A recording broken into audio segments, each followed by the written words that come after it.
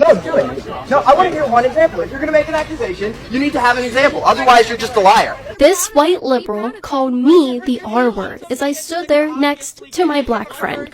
And he went to hide behind his white friends who said something really racist to him. Literally just a few minutes later. Hey, okay, well, stop using gendered language. She's clearly a woman and you just said guys. That's gendered language. Get your gender-phobic self out of here. You can't make this shit up! Wait, I have a serious question. How much did she pay you to wear that? Oh, he can't make his own decisions because he's black? Didn't say that. Definitely This is so amazing. It's Black History Month, and the Democrats have been... Believe it or not, I've actually met the president, 4 times now. A crowd quickly began to form as word about us being there started to spread. Everybody has their phones out, Joel. Let's pose for a picture for the paparazzi. Oh, the paparazzi. Come on, guys, paparazzi. Come on. Smile. Or paparazzi. Aw, this is so special. But we did manage to find one conservative who told us how hard it is to speak out on campus. Right. What's it like being conservative on this campus? It's honestly very tough. I have to keep my mouth closed a lot of time, but... Nah, you gotta speak out. Because look, you got a lot of fans if you speak out. It's like they've never seen a conservative on this campus before. What is this strange person? What are these opinions? I can't believe it. He's back. He's back. There he's at. There's James Charles again. Doesn't? You sure? Because I've heard that you hate gay people. Where have I said that? You came up to me and Literally. my sexuality. You know I carry, right? Police! Help! Police! Help! Police! Help! Within our first 15 minutes of us being there, this girl nearly got arrested. Good for you. Good for you. Thank you. Girl, that was just walking. Step back, Walking by. That's what harassing me. Okay, you're gonna flash a gun that's called brandishing a firearm. You said you know I carry and you're pulling around in your pocket. Okay. Don't play these games. Alright. My hands are in my pocket, alright. The tolerant left, everybody. Trying to use force to silence people that have a different political opinion. That sounds about right. And then she got the nerve to make a tweet saying, Caitlyn Bennett's security guard just tried to detain me, as if she didn't just threaten her with a gun. Throwing rocks and then playing victim. That sounds about right, too. You're a victim. Trae Young, this is my official invite to be my first NBA player on Talk to Her. Let's go Hawks! It's gonna be a no for me, dog. Keep it up, though. The Hawk Tour girl's been on a roll going on different podcasts, playing the victim, trying to blame the guys who did the original interview with her. Eventually, they had enough of her lying, so they decided to expose the whole situation. Did you say anything that you wish you didn't say? No, which I wasn't prepared for those kind of questions. So I don't think anybody was. Yeah, like I wasn't in the right mind, but I knew what I was saying, you know. So Yeah. Roll the clip. Roll the clip. Roll the motherfucking clip. Come on, you gotta get a spicy one. You want a spicy one? Yeah. Got him. We fucking got him. Did she not ask for a spicy question? I mean, if I recall, I was keeping it simple, if you ask me. What makes you wifey material? Flag on the play. How to get over a breakup? We need an instant replay, dog. Instant replay. You gotta get a spicy one. You gotta get a spicy one. I plan on doing a full video on the situation, so I'm gonna just leave it there, but she became a multi-millionaire from a 20-second clip. She should be thanking these dudes. So tell me what hoflation is. Hoflation, there's an influx of But what, hoes. okay, there's a lot of hoes, yes. Especially nowadays. Yeah, that's what I'm saying. More thoughty behaviors, more maybe OFs. Anything you'd correlate with the hoes, it's gone up. But so, what does hoflation mean, though? Besides just there's a lot of hoes. They have diluted the good women. But you can't dilute the good women. Meaning the number of good to bad. That's Not not saying they're bad. How many good girls do you see? I don't even really go out. Okay, hypothetically though, like it just. I mean, when I ended up going out, I walked into a strip club and they were strippers. And I walked right out and was like, what is this? Riddle me this. Say one of them you had a great conversation with and you were like, wow, she could be the one, but she's doing what she's doing. What, a stripper? I wouldn't. That's the answer. She was a smart, intellectual woman and Then why the f is she in a strip club? making some extra money on the side. No, you're not a smart, intellectual woman who ends up in a strip club. That's someone who goes, I have no other option, so I have to do this. That's what someone is. Yeah, I got you. If you have no other options and you're not smart or intellectual, you're a quitter. That's not ridiculous. That's not ridiculous to say that. When was the first abortion that ever took place? I have no idea. wonderful. 1600 BC. Okay. Was the first abortion What does done that? by Egyptians. What does that have to do with anything? It's been a procedure going on since the end of time. Maybe you know that's not how this works. No, that's not how this works. It's The end of time? Do you mean the beginning of time? from the beginning of time. Okay. Egyptians have been. People have been. It's a medical procedure. People have been murdering each other since the beginning of the time. Did you know that?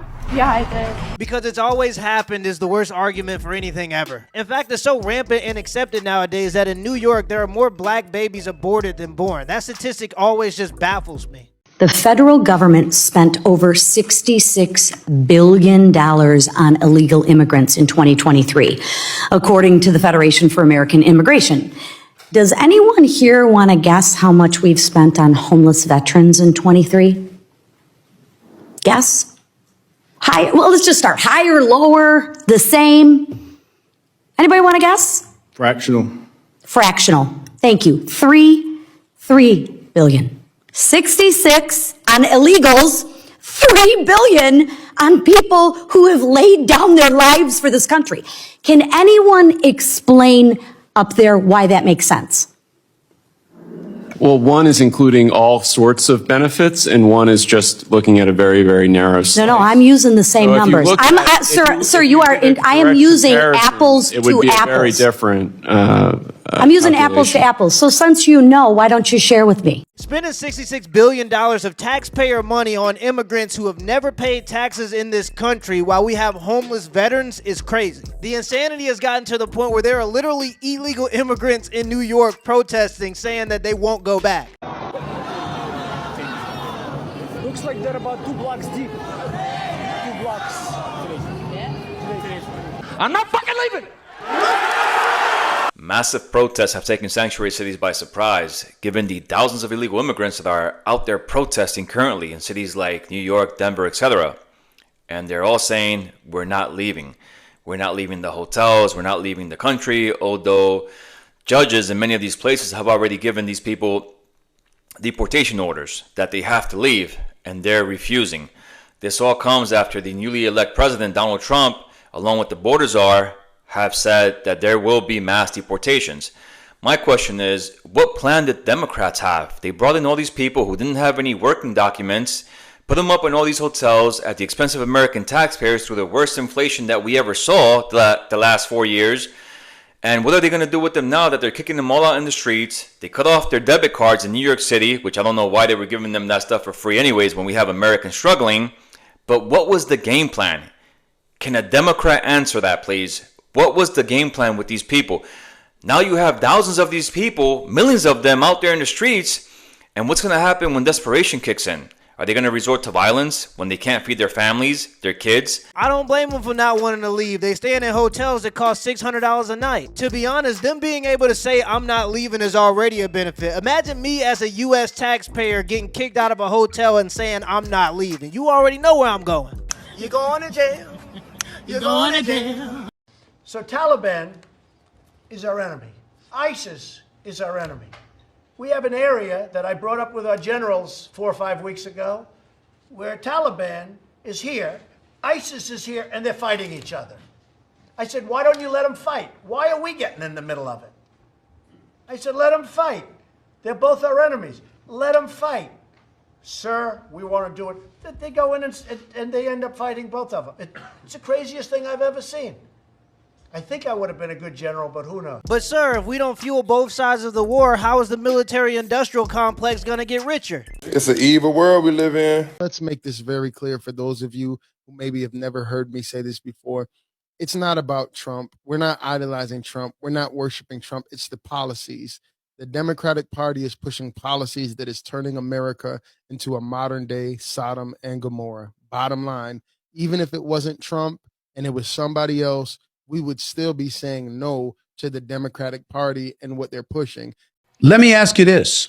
What about what they've said in terms of black, particularly black men and Latinos, supported him more than they have in the past? Why do you think that is? And what do you have to say to black men and Latinos who were not in favor of supporting Kamala Harris? Oh, honey. Oh, honey. When your favorite niece and your 13-year-old daughter is raped by your alcoholic brother or the next door neighbor, and she tries to abort that baby inside of her from a rape, you're going to regret that. They want to keep women in their place. It's so disgusting. I can't even put words to them voting for her. They didn't vote for her, didn't vote because she was a woman. They didn't care that she was smart and powerful, educated, beautiful, kind, joyful, fearless. She would have taken care of this country. She would have protected the people. She would have surrounded herself with great minds. But keeping women in their place was more important to them. And black men, that was just shocking because, honey, he's going to give the military and the police permission to shoot you in your back and there will be no immunity. So, baby, y'all done fucked up. You took every right from your children. Once again, there will be no social security and pensions and rights. This thing has said you will never have to vote again. He's going to be in charge of the military. We have fucked up. End of story. You don't think it was a simple situation of looking at the economy, looking at inflation, looking at crime and saying, excuse me, providing and protect. And as men, that's what we want. And as a result of that, I mean, I voted for her. I wasn't voting for him. But speaking to men who felt differently, they didn't think about Roe v. Wade. They didn't think about stuff. They thought about the economy, money in their pockets, and safety in the streets. Oh, listen. It couldn't have been as simple as that? First of all, do you see women breaking in people's houses? Do you see women shooting each other in the streets? No. They voted because they voted for Trump because, I hate saying his name. They voted for him because they hate themselves. And they see this thing as powerful, that he's going to move mountains for them and make them rich. And unfortunately, black men, they want a man. They were saying, I'm voting for the man. Well, we're going to see about that. And don't think we're all not at fault. All of us. We went to our jobs, we came home and sat on the sofa and watched movies of destruction. Superman, Batman, the end of this, Armageddon. Well, all of that social consciousness has brought us here. So now, like I said, Lex Luthor is finally in the fucking White House. What are you going to do about it? Such a powerful and iconic voice just wasted baffling about nothing. The blame always somehow comes back to men and sexism, but I guess if you run a whole campaign based on identity politics, that's what you get. 80% of black men voted for Kamala Harris, and it wouldn't even have mattered if 100% of black men voted for Kamala Harris because she lost by such a landslide that it wouldn't even have moved the needle. The hysteria is crazy. The guy's already been president. People just need to calm down. Everything's gonna be fine. Let me know in the comments below if this video was a W or L, and give me the HBO special. That's El Brother Out special. Hit the like and the subscribe button for more content. Till next time.